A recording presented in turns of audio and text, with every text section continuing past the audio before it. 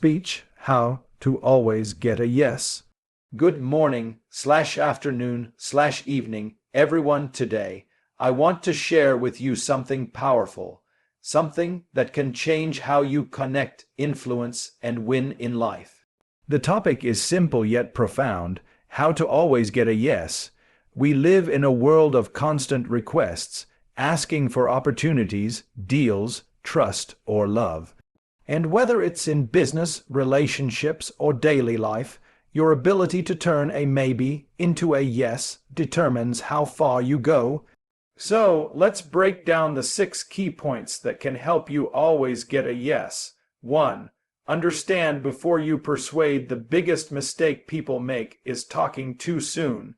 If you want a yes, you must first understand what the other person really wants. Listen not to reply, but to understand their fears, needs, and desires. When people feel understood, they open up. The secret: people don't say yes to logic, they say yes to empathy. 2. Build genuine trust. Trust is your real currency. Before someone agrees with you, they must believe in you. Be honest, keep your promises, show consistency in words and actions. Remember this: a person may forget what you said, but they'll never forget how safe you made them feel. And when they trust you, yes comes naturally. 3. Speak their language. Influence begins when you communicate in their world. Adapt your tone, your words, your style. Whether it's your boss, client, or friend, everyone has a language that moves them. Use stories, examples, or emotions that they relate to. When you speak their language, your message hits home, not their ears, but their heart. 4. Offer value first. Never beg for a yes, earn it by giving value first. People say yes when they feel they'll benefit, grow, or win something. So instead of asking, "Can you help me?" try, "Here's how I can make things better for you." When you make it about them, not you, the door opens instantly. 5. Use the power of positivity. Energy is contagious. If you approach someone with doubt, they'll feel it. But if you approach with confidence, passion, and positivity, they'll reflect that energy back to you. A strong yes begins with your mindset. Remember, enthusiasm sells more than perfection ever will. 6. Close with confidence. Finally, always ask clearly and confidently. Don't mumble. Don't over-explain. Don't sound unsure. Look them in the eye and say what you want with certainty and gratitude. People follow clarity, not confusion. The world says yes to those who believe they deserve it. Conclusion: so, to always get a yes, understand before you persuade. Build trust, speak their language, offer value first, stay positive, close with confidence, because life doesn't give yes to the loudest voice. It gives it to the one who listens, connects, and leads with genuine intention. Thank you. Would you like me to make this sound more like a motivational YouTube speech with Grant Cardone or Eric Thomas style energy, or more like a corporate presentation speech? You said, understand before you persuade. Expand on ID 6. 100 words without subheading and conculations. ChatGPT said, if you want to truly master the art of influence, the very first principle is to understand before you persuade. Most people make the mistake of jumping straight into convincing, selling, or explaining. They focus on their message, their goals, and their side of the story. But the truth is, no one cares about your message until they feel you care about theirs. Human beings are emotional first and logical second. Before they listen to what you say, they want to feel that you understand how they feel. When you take the time to understand before you persuade, you shift the entire dynamic of communication. You stop trying to push your agenda and start trying to connect. You stop being a talker and start being a listener. And that single shift makes all the difference between resistance and agreement. Think about it. When was the last time you said yes to someone who made you feel unheard, unseen, or misunderstood? Probably never. But when someone truly listens to you, when they mirror your emotions, acknowledge your challenges, and show empathy, something powerful happens. You begin to trust them, you lower your guard, you become open to their influence. That's the secret most great leaders, salespeople, and negotiators understand deeply. People don't say yes because you're right. They say yes because they feel right about you. Understanding before persuading begins with the skill of listening, not just hearing words, but catching the meaning behind them. It's about paying attention to tone, emotion, and intention. When someone speaks, they're not only sharing information, they're sharing a piece of their world. If you can step into that world, even for a moment, you gain insight that no argument could ever give you. This is why the best communicators ask questions before they make statements. They seek clarity, not control. They pause to confirm what they've heard. They repeat back what the other person feels, using phrases like, "I understand what you mean," or "It sounds like this matters to you because." These small expressions of understanding can disarm even the most skeptical person. Imagine a salesperson trying to close a deal. If they start by pushing their product, the customer feels pressure. But if they start by asking about the customer's needs, pain points, and goals, they earn respect. The conversation shifts from selling to solving. That's what understand before you persuade really means, to become a problem solver, not a persuader. When you understand the person's why, persuasion becomes effortless. You're no longer trying to convince them to move in your direction. You're aligning with their direction. Another aspect of understanding is emotional intelligence, being able to read what's not being said. Sometimes silence speaks louder than words. A hesitation, a sigh, a change in tone, these cues tell you how someone truly feels. When you notice these signals and respond with care, you show emotional maturity. You tell the other person, "I see you." And when people feel seen, they open doors that logic could never unlock. Understanding before persuading also requires patience and humility. It means admitting that you don't know everything, that the other person's perspective has value.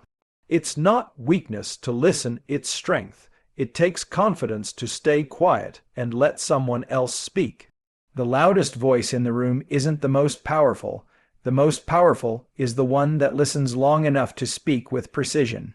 In every conversation, you're either creating connection or creating resistance. Understanding builds bridges, rushing to persuade builds walls. When you slow down, ask questions, and show curiosity, people naturally start leaning in. They want to hear you because they feel heard by you. This is how great leaders inspire teams, how great mentors guide students, and how great communicators win hearts. So the next time you want someone to say yes to your idea, your offer, or your dream, don't start by talking. Start by understanding, because the moment someone feels that you truly understand them, persuasion becomes unnecessary. They'll want to say yes on their own. You said, build genuine trust, expand on IT6. 100 words without subheading and conculations, ChatGPT said. Building genuine trust is the foundation of every meaningful relationship, whether it's personal, professional, or social. Without trust, even the most persuasive words, the most brilliant ideas, and the most powerful personalities lose their impact. People don't commit to people they don't trust. They might listen to you, they might nod politely, but deep down they will hold back. Trust is not something you can demand. It's something you earn through consistency, honesty, and integrity over time.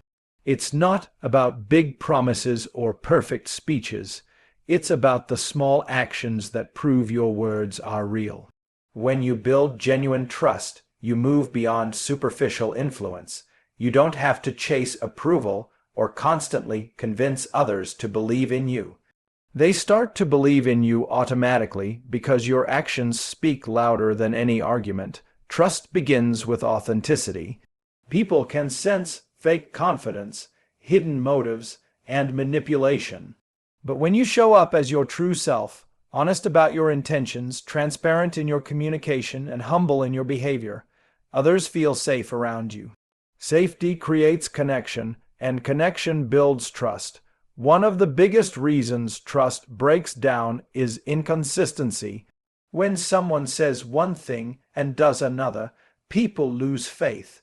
But when you keep your word, even in small matters, you build credibility brick by brick. It's not about being perfect, it's about being dependable. If you make a promise, fulfill it.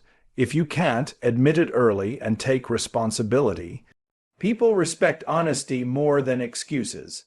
The strongest trust is built not by pretending to be flawless, but by owning your flaws with courage. Another key to building genuine trust is showing genuine care. People don't trust those who only care about themselves. They trust those who care about others' well-being. It's not about saying, "I care," but about demonstrating it through your attention, empathy, and kindness.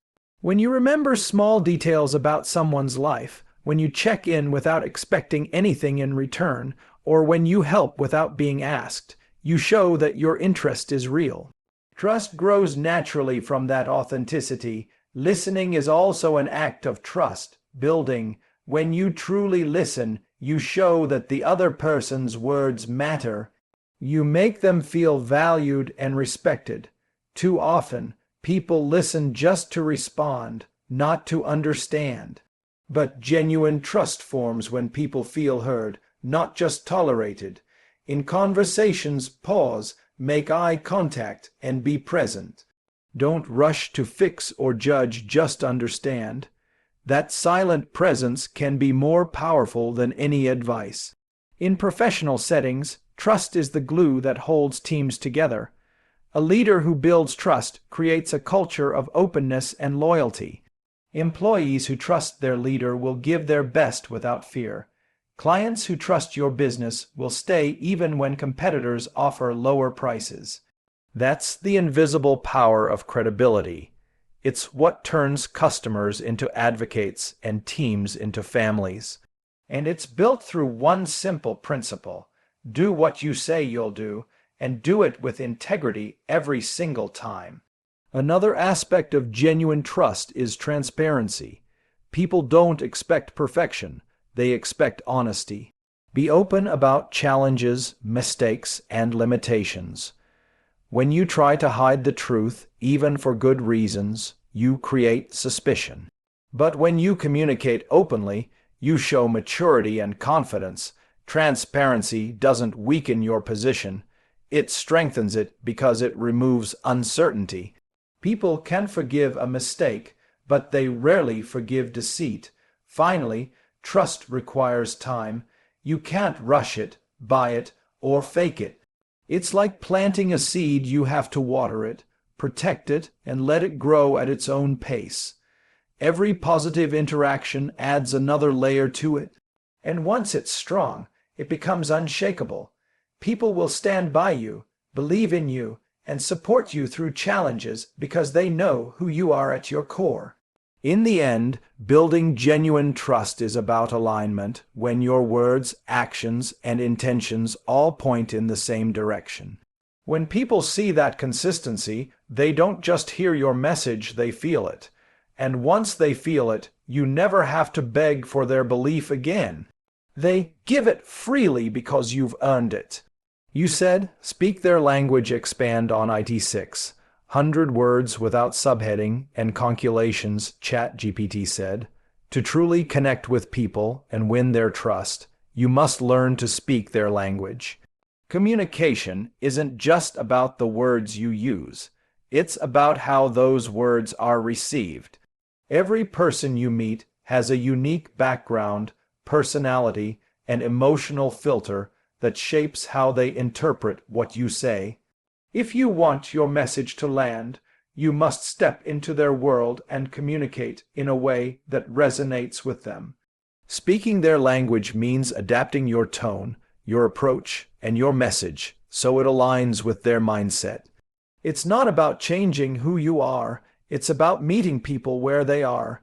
Think of communication like tuning a radio. You can't hear the music unless you're on the right frequency. The same applies to human connection. If you're talking on one frequency and the other person is listening on another, your message gets lost in the noise. You might be saying something meaningful, but if it doesn't match how they think or feel, it won't register.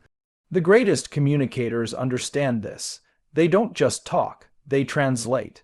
They take complex ideas and express them in ways that the other person can relate to. Speaking someone's language starts with observation. Watch how they express themselves. Do they speak fast or slow? Use facts or feelings? Focus on logic or emotions? Pay attention to what excites them and what shuts them down. Some people are motivated by numbers and results. Others are moved by stories and emotion. If you're trying to persuade a logical thinker, show evidence, structure, and reason. If you're talking to an emotional thinker, share experiences, passion, and empathy. When you adjust your communication style to match theirs, you're not manipulating. You're respecting their perspective. The heart of this principle lies in empathy. To speak someone's language, you have to feel what they feel. You have to understand their fears, their values, and their dreams. This requires listening not just to what they say, but to what they mean. When someone feels that you understand them on a deeper level, they naturally open up, their defenses drop, and your influence grows. This is why great leaders, mentors, and negotiators are also great listeners. They mirror the tone and rhythm of the people they speak to. They know when to be calm, when to be energetic, and when to be silent. In business, speaking your client's language is the difference between closing a deal and losing it. A customer doesn't want to hear jargon. They want to hear how your product makes their life easier. A team doesn't want orders, they want clarity and purpose. When you communicate in a way that fits their mindset, they don't feel forced. They feel understood. This principle applies to every aspect of life. Whether you're a parent guiding a child, a leader inspiring a team, or a partner resolving conflict, the more you align your communication with their perspective, the more powerful your message becomes. Another layer of speaking their language is cultural and emotional awareness. People from different backgrounds may interpret tone, humor, or body language differently. What sounds confident in one culture might seem arrogant in another. What feels passionate to you might feel aggressive to someone else. Sensitivity to these nuances makes you not just a good communicator, but a wise one. The goal is not to impress, but to connect. Connection happens when you make others feel that you're one of them, not above them. Speaking their language also involves simplifying your message. Sometimes people lose attention not because they disagree, but because they don't understand. Avoid overcomplicating things. Use examples, metaphors, and stories that make your ideas real. When you make your message easy to grasp, it becomes easier to remember. Great communicators don't use big words to sound smart. They use simple words to be clear. Clarity creates confidence, and confidence earns trust. Ultimately, speaking their language means putting your ego aside and focusing on impact, not impression. The goal is not to show how much you know, but to help the other person feel seen, valued, and respected. When you communicate in a way that mirrors their values and emotions, you transform every interaction from a conversation into a connection. And once that connection is built, persuasion becomes effortless because people don't resist what feels familiar. They embrace it. You said, offer value first, expand on ID 6. 100 words without subheading and conculations, ChatGPT said. The most powerful way to influence others and earn their respect is to offer value first. Too many people approach opportunities with a mindset of what can I get, instead of what can I give. but real success begins the moment you flip that mindset. When you focus on giving before receiving, you create trust, credibility, and goodwill. People naturally gravitate toward those who make their lives better. Whether it's in business, relationships, or daily interactions, offering value first turns strangers into allies, skeptics into supporters, and opportunities into long-term partnerships. Offering value doesn't always mean money or material gifts. It means providing something useful, meaningful, or uplifting. It could be knowledge, encouragement, time, or even a thoughtful gesture. When you enter a conversation or a relationship with the intention to contribute, you stand out in a world full of takers. Most people are focused on what they need, but the few who focus on helping others get everything they want in return. It's not manipulation, it's reciprocity. When you give genuinely, people remember it, appreciate it, and often respond with loyalty. In any negotiation or deal, the person who provides value first gains leverage without force. If you help someone solve a problem before asking for anything, you immediately change how they perceive you. You're not another person asking for favors. You're a source of help. People trust and follow those who make things easier, not harder. Offering value first removes resistance because it shows selflessness and confidence. It tells others, I believe in what I bring to the table. And that belief is magnetic. This principle applies to every level of life. If you're an entrepreneur, provide something valuable to your audience before expecting them to buy. Share insights, solve a small pain point, or give them a free taste of your service. When people see the value you bring up front, they don't need to be convinced, they're eager to say yes. If you're an employee, look for ways to add value to your team or your boss before asking for a raise or promotion. When your contribution is visible, your reward follows naturally. Even in friendships or family relationships, the people who give time, care, and understanding are the ones who receive love and loyalty in return. Offering value first also shifts the energy of communication. It replaces pressure with gratitude. When you focus on giving, you don't come across as desperate or needy. You come across as confident and generous. This energy makes others want to engage with you. Imagine meeting two people. One immediately asks you for help, while the other offers to help you first. Who do you feel drawn to? The second person, of course. That's human nature. We trust givers more than takers because giving signals abundance, and abundance creates influence. But offering value must be genuine. It's not about giving just to get something back. If your intention is manipulative, people will sense it instantly. True giving comes from authenticity, the desire to make a difference without expecting a return. Ironically, when you stop focusing on what you'll get and start focusing on what you can give, you end up receiving far more. The universe, or simply human nature, works that way. The energy you put out eventually comes back multiplied. Another important element of offering value first is understanding what others truly need. You can't provide value if you don't know what's valuable to them. This requires observation, empathy, and curiosity. Instead of assuming, ask questions. Find out their goals, challenges, and priorities. Once you know that, you can tailor your help in ways that actually matter. A small, relevant gesture can have a bigger impact than a grand but meaningless one. The key is to make the other person feel understood and supported. The people who master this principle don't chase success, it chases them.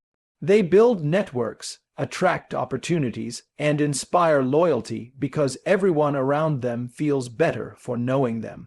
When you make it your habit to offer value first, doors open that money can't buy. You stop trying to force yes, because people want to say yes to you naturally.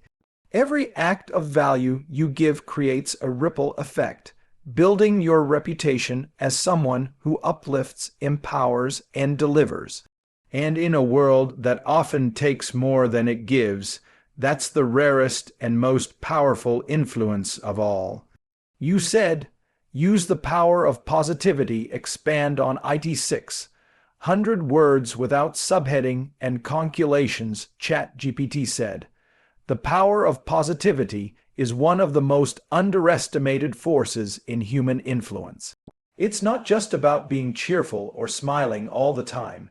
It's about radiating a mindset that uplifts, inspires, and energizes the people around you. When you use the power of positivity, you create an emotional environment where people feel safe, confident, and hopeful. And in that environment, persuasion becomes natural. People say yes to those who make them feel good, not to those who drain their energy or fill them with doubt. Positivity is magnetic. It draws people in without pressure because everyone wants to be around those who bring light instead of darkness. Positivity starts from within. It's a reflection of how you think, feel, and respond to the world.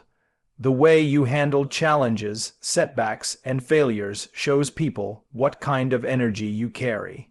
If you stay calm and optimistic even when things go wrong, others see you as strong and reliable. But if you crumble or complain at every obstacle, your energy becomes repelling. The truth is, life is unpredictable. You can't always control circumstances, but you can control your attitude. When you choose positivity, you take control of your influence. You set the tone, and others follow it. In communication, positivity transforms how people perceive your message. The same idea, delivered with confidence and enthusiasm, carries far more power than one spoken with doubt or hesitation. Your words may be important, but your energy is unforgettable. When your tone is warm, your body language open, and your expressions genuine, people feel it instantly. They sense that you believe in what you're saying, and belief is contagious. This is why great leaders, speakers, and entrepreneurs focus on projecting optimism even in uncertainty. They understand that people don't follow plans, they follow emotions. Using the power of positivity doesn't mean ignoring reality or pretending everything is perfect. It means focusing on solutions instead of problems. It's about acknowledging challenges while believing in your ability to overcome them. When you bring that kind of mindset into a conversation, you shift the energy from fear to faith. Imagine you're working with a team facing a difficult project. If you focus on what's wrong, morale drops instantly. But if you highlight what's possible, remind everyone of their strengths, and inject hope into the situation, the entire group becomes motivated. That's how positivity multiplies. It spreads through belief. Another reason positivity is powerful is because it builds emotional safety. People are more likely to say yes when they don't feel judged, criticized, or belittled. A positive attitude communicates acceptance. It says, I see the good in you, I believe in you, and I want you to succeed. When you make others feel capable and valued, they respond with openness. Even in disagreements, positivity helps maintain respect. You can correct someone without crushing them. You can challenge an idea without attacking the person. That's emotional intelligence in action, and it's built on a foundation of positive communication. Positivity also boosts resilience, which directly affects your ability to influence. The world doesn't always reward you immediately. You will face rejection, setbacks, and delays. But if you let negativity take over, you'll lose momentum. The people who succeed aren't the ones who never fall. They're the ones who keep their energy high, no matter what happens. They understand that every no is just one step closer to a yes. When people see that unshakable attitude in you, they can't help but trust you. Your optimism gives them confidence, and that confidence makes them more likely to follow your lead. Your environment reflects your energy. If you consistently bring positivity to your interactions, people will start to associate you with good feelings. They'll look forward to being around you, listening to you, and helping you. On the other hand, negativity repels opportunities. No one wants to engage with someone who complains or blames others constantly. The more you uplift people, the more doors open for you, because everyone wants that light in their corner.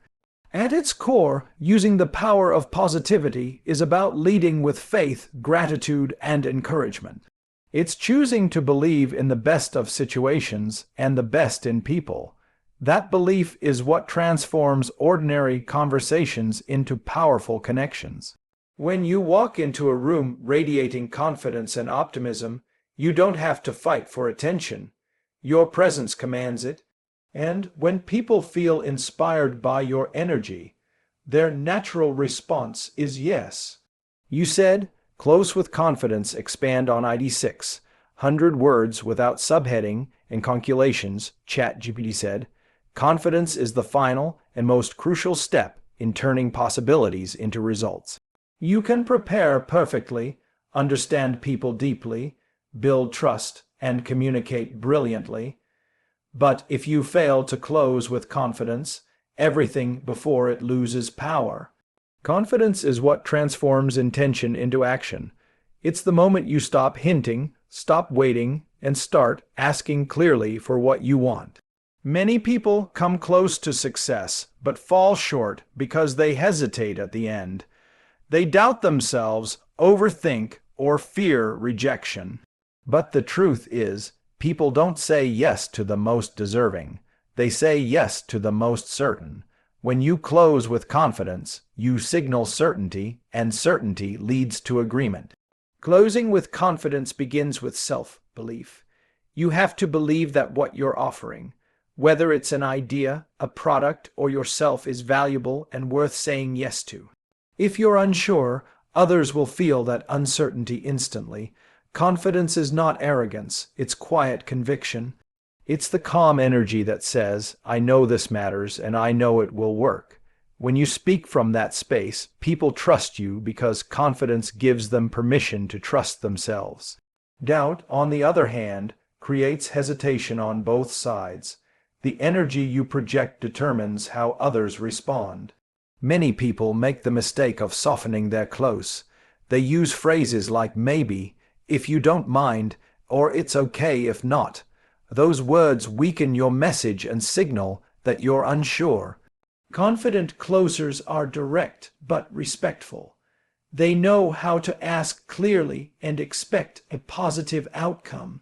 Instead of saying, would you maybe like to try this? They say, I believe this will help you. Let's get started. That simple shift in language changes everything. People don't respond to uncertainty. They respond to direction. Confidence is the compass that guides them to yes. Closing with confidence also means being comfortable with silence. After you ask for something, resist the urge to fill the space with nervous talk. Let the other person think, process, and respond. Silence, when held with confidence, creates pressure in the right way. It shows that you're sure of your offer. When you rush to explain or justify, you look insecure. Confident people understand that their value speaks for itself.